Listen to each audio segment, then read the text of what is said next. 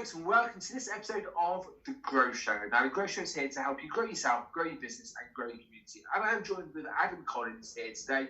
And we're going to talk about everything from SEO. We're going to be talking about websites. We're going to talk about small businesses. And we're going to be talking about life, business, health, and everything else in between. Adam, thank you very much for joining us today. Absolute pleasure. Pleasure to be joining you. So, for the people who don't kind of know who Adam Collins is, just give a brief 30 seconds to a minute rundown of what you're doing at the moment before we get into the nitty-gritty of digital marketing. Sure. So basically, one of the things which I feel passionate about is supporting small businesses. Always have. It's the most valuable thing for me. As an agency, I'm an agency owner. My background's in web design. We hire zero salespeople whatsoever. I deal with every customer directly. And the reason for that is because getting the correct strategy in place for your website, your marketing, whether it be paid marketing, organic marketing, offline marketing, is without doubt probably one of the best investments you can make in your business. And going forward into 2020 onwards, with the amount of businesses which fail every year, the amount of uncertainty around things like the finances, Brexit, trade negotiations, all the rest of it, making sure you have a constant flow of leads via your website. And having the skill sets in place to be able to either do it yourself or know what to look for when you're choosing an agency is what's going to separate the people which survive and thrive than the people which suffer and go by the wayside. That's basically what I do. Brilliant. And how did you get into it all? Sure. So, a bit of a sob story in a way. My dad passed away when I was quite young, about 16, and I quickly figured out that my mum was working 2-3 jobs, so I found out that there's not a lot of pocket money for hanging around. So I literally started learning websites, web design, on the sole basis of just flogging it to mum and pop businesses, Indian restaurants, driving schools, claims companies, quite quickly, just taking the jobs on, a couple £100, blagging the whole thing, not very good really, and just figuring out as I went along, and then quite quickly I found a passion for it, developed my skill set, and then went on to work for literally the leading web design digital marketing agency in the country at the time. So that was a little bit about my background, about how I got into it. Nice. And you've said some really kind of interesting points that you said you were blagging it to start off with. You're kind of taking on jobs and you're making them. Fake it till you make it.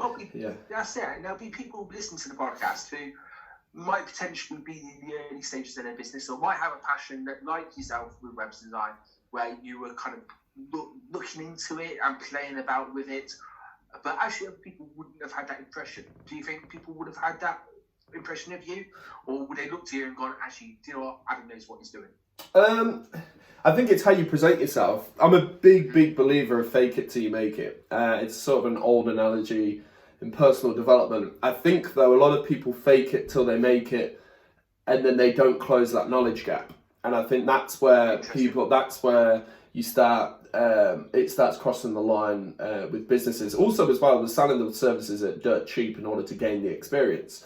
So for me, I think if you were going to start it out, you need experience. You can't go in as a novice. I speak about this a lot of times. You have to come across as an expert and be trustworthy. You can be honest with people and say, look, this is one of my first projects, but I'm doing this, and this. It will usually cost £2,000. I'm going to do it for $250. You can still sound like an expert like that, but I think the key thing when people go with this fake it till you make it thing is you got to be making sure that you're closing that knowledge gap as quickly as possible, because otherwise you will get found out. Otherwise, you will be taken sort of misrepresenting yourself. So fake it till you make it, but close that knowledge gap as quickly as you can. Nice. When it comes to time frames, what year did you start building websites? About 2007, something like that. 2008. Nice. Yeah. And it must have changed over that time. Oh, 100%. Yeah. It's completely different. So the first websites which I built were in Flash, which Apple did a big number on it in order to get out the marketplace completely. Moved on to your basic HTML static sites, moved on then to mobile-friendly websites, removal of Flash, introduction of jQuery. SEO in that time, which is one of our key considerations, has changed astronomically. In 2007, you could still keyword stuff, you could still buy thousands of links from dodgy Japanese, weird websites and get your plumbing company in London to rank.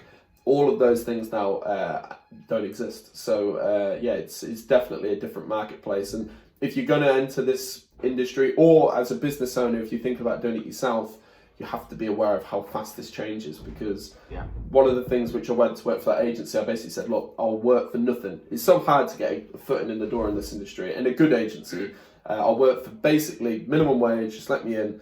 And I went there with the approach of, I'm going to learn everything. And within 2-3 months, you realise there's no way you're learning everything. There's just no way. No. So you need to learn the key strategies and what to do, basically. So this podcast is going out in kind of June 2020. Should be sunny. What kind of, if you're going to kind of do, what kind of thing would you say that actually I need to do this for my SEO today? What thing would you say a business owner do? Yeah, sure. So that sort of... people are way too preoccupied with. Well, firstly, I think people are preoccupied. I know we're on about a website, but I think people are preoccupied. And I got in a little bit of a bicker this morning on Facebook about vanity metrics. So these are things which like exchange and page likes, how many page posts you've got on social media. With your website, there's most people are preoccupied about it from an SEO point of view, but maybe that they rank position 1 for a keyword, but no one searches it, which means it's pointless, right? So it's got to be relevant to the business. Yeah, specifically, and it has to drive traffic, and that's the most important thing. So what I would, when I did a talk recently for on the tools, and which have a huge Facebook following about the differences between SEO and paid Facebook ads, and I was just on about how SEO is, the 2 keys to SEO is 1, understanding user searcher intent. Well, searcher intent. So people will go onto Google and write in, how to start a podcast, or understanding those key phrases, the buying motives of what your customers are looking for, and being able to uncover that and then presenting content around it. That is how SEO is changing. Before, and it has been, and even now to a certain extent, it's very trophy phrase driven. So I'm a plumber in London. But now I think moving forward into the next 5 years, 10 years, it's going to be what problem am I solving, what question, because search algorithms are only going to get more effective. So uncovering searcher intent is one, and then the second is providing a flawless user experience. So Google wants the fastest site, the securest site, the most effective site to rank, so making sure your user experience is on point. Brilliant. And we were talking kind of off air about the small businesses and kind of their priorities, and we both said, you said a phrase that I love to talk about, and that's doubling down on what you're good at. And SEO websites, you can waste a lot of time doing it and learn a lot of lessons from it. Yeah. Kind of where do you stand on now? Yeah, sure. So the way I started my business was I told my girlfriend at the time, right, we're moving back in with my mum, and moved back in with my mum, paid no rent, worked out of her conservatory. My missus wasn't happy. My mum probably wasn't happy either. And but what I did in that time was it allowed me to keep overheads down. So I didn't have an office, I didn't have staff, while I sort of figured it out along the way. A lot of businesses don't have the luxury of that. They have large overheads, investors to pay back. They have to have staff off the board. They have to invest in product and distribution. And one of my key considerations, what I learned in that time and when I got to now, but also from what I see what deal with a lot of businesses, they try and be a jack of all trades and a master of none. And actually, I think one of the most depressing things about that is they're probably a master of the thing which they're starting a business in at the start, but that completely gets diluted down because they then become the web designer, the SEO marketer, the SEO marketer, the salesperson, the social media expert, the accountant, the business owner, the finance manager, and all the rest of it.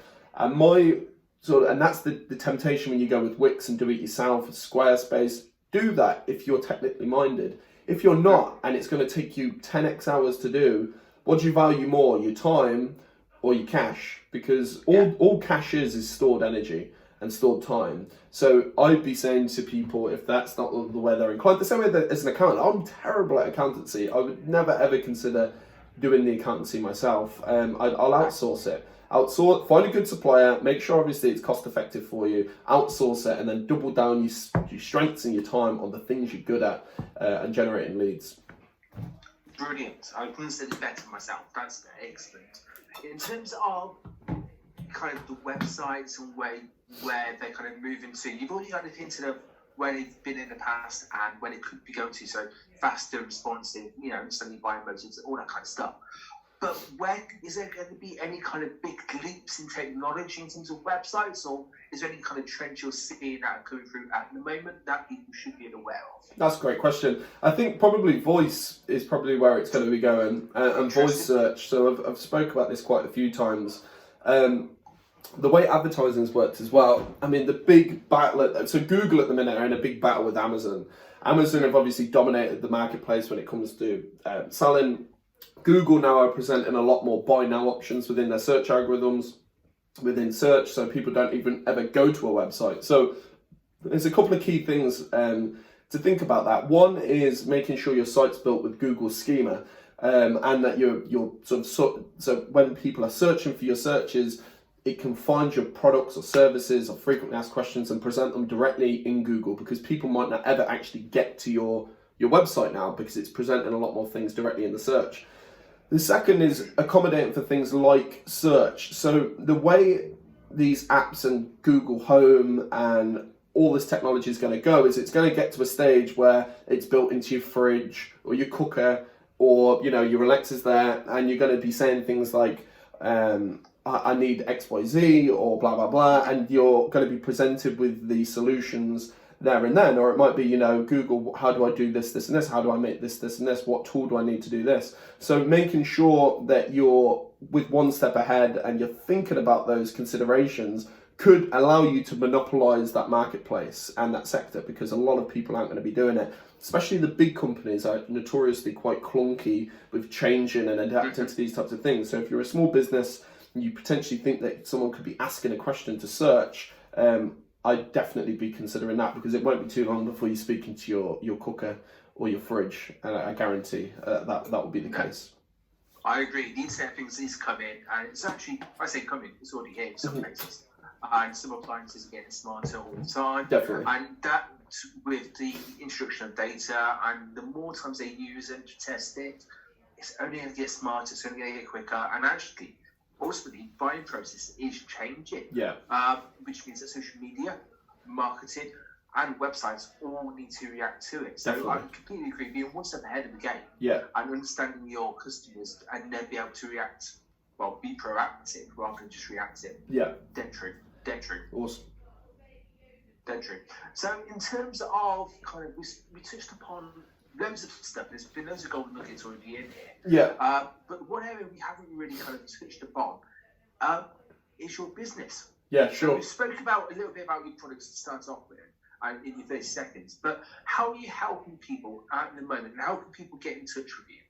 Sure. So CurrantWeb is the agency I run. Like I said, we're in the process of solving a problem which is between the Wix, the do-it-yourself options, which potentially might not be the best option for you, for the choosing a freelancer and hoping the best that it's someone who's good and who's going to stick by you, or paying thousands of pounds to an agency. So one of the things that we're adapting now and we're shifting towards is a pay monthly approach. So customers get a full agency experience without the cost. They pay a small monthly fee. It holds us accountable because they'll just cancel the monthly fee if not, but also allows them to get a full agency experience, speak to a proper web designer who would work on proper bespoke projects and get everything done professionally, and also have that advice so you can call up. CurrantWeb, one of the things where a lot of people get in contact with us on is obviously over the phone. Online, we rank high online for web design Coventry, pay monthly websites. We're also quite high now for terms like web design nationally. However, one of the key separators which separate us from other people is our investment in our infrastructure and the investment in the sort of people which follow us. So we have a Facebook page, we have 2 Facebook groups which are perfect for small businesses and our audience. One is UK Small Business Network. I think we're at about 38,000 members at the minute on it. Nice. So come in there, network with other people. I try my best. You can be a moderator. I try my best to keep all the sales out of it. You'll get nuggets of information from me and other key individuals, people who are professionals in life, coach or finance, etc. You can ask a lot of questions. And then the other one is a more niche one called Bitesize Business and Marketing Advice Facebook group, which is specifically for people looking for nuggets of information about websites, SEO, pay-per-click, Facebook, and they're delivered to you every day or every other day, small nuggets which you can take and implement easily into your business to get massive results. Brilliant. So just for the people who missed those, quickly just remind us where the Facebook page is at. UK Facebook groups out. Yeah, sure. UK Small Business Network, and it's got the CurrantWeb logo at the top, and then Bite-sized Business and Marketing Advice. Lovely. And what's your website? Because it's going to be all single dancing. We can't wait to look at it. How sure. can people find it? It's www.CurrantWeb, so current smelt like the fruit, CURRANT, web.co.uk. So currantweb.co.uk. Simple but effective. Yes. Love it. Love it. Now, I ask all my guests right at the end of every show what one tip for any business owner or anyone listening would be. So this is their final thought, their golden nugget of info. So, Adam, what is yours? It's a great question. I would say my bit of advice is don't forget the reason you're doing it. People get so caught up with the muck and mire and the rat race that they move nowhere and they don't move forward. So put things into perspective. Remember, sales is the key of any business. So everything you do, all your activities should be revolved around increasing sales and lead generation. The big issue I see is people just go down one avenue and they stick to it. Oh, word of mouth's been great for 20 years, or this avenue's been great for 20 years, and we've got this one supplier who's our main source, and then that source stops and then they go bust. Instead, have a multi-channel approach to marketing. So that includes networking and offline marketing, network events, go to speaking engagements, become an expert, then online, be on Facebook, post regularly, be on LinkedIn, make sure that your website is engaging, blog, make sure you rank on Google in SEO, do pay-per-click, do Facebook ads, and potentially do some cold calling, sell. You want 10 avenues to generate leads, and what you'll find is when you do that, you're not reliant on one, so it allows your business to have the flexibility to go and just go for it. Yeah. Brilliant. And one last kind of question, because you've just covered a hell of a lot of stuff there. Sure. And please, if you haven't already connected with Adam, connect with him. Start the conversation, stay with it, because this guy knows his stuff. Honestly, he knows his stuff. And social media kind of wise, where do you hang out normally? Are you on LinkedIn? Are you on Facebook? Obviously, you mentioned the groups already, but where else are you? Sure. So I'm on Facebook. You can find my business page on Facebook. I do a lot of speaking gigs, so you see a lot of speaking events there. At Adam Collins CW, Twitter Adam Collins CW, Instagram Adam Collins CW, LinkedIn Adam Collins CW. You'll be able to find everything on there and connect, and we'll see if we can help you, even for advice as well. Well, I tell you, last thing, one of the things which we do in the Small Business Network and the Bite Size, which gives the most value to people, is we allow people to submit their websites, and I'll basically review it for them. Now, reviewing a website, often people just send a paint by numbers, cliche SEM rush report to them. I don't do that. I find out specifically the area you're struggling with and do like a 10-minute breakdown video focusing solely on that. So if someone wants to submit their site, there's no sales from me. It's not the reason to do it. That's a really, really great skill, a great service which we offer. It's completely free, and it allows you to have an outside approach to what a marketer would look at with your site. Brilliant, and that is a brilliant way to finish this podcast. Adam, thank you very much for your time. Absolute pleasure. I appreciate it. Cheers. Good. That was that.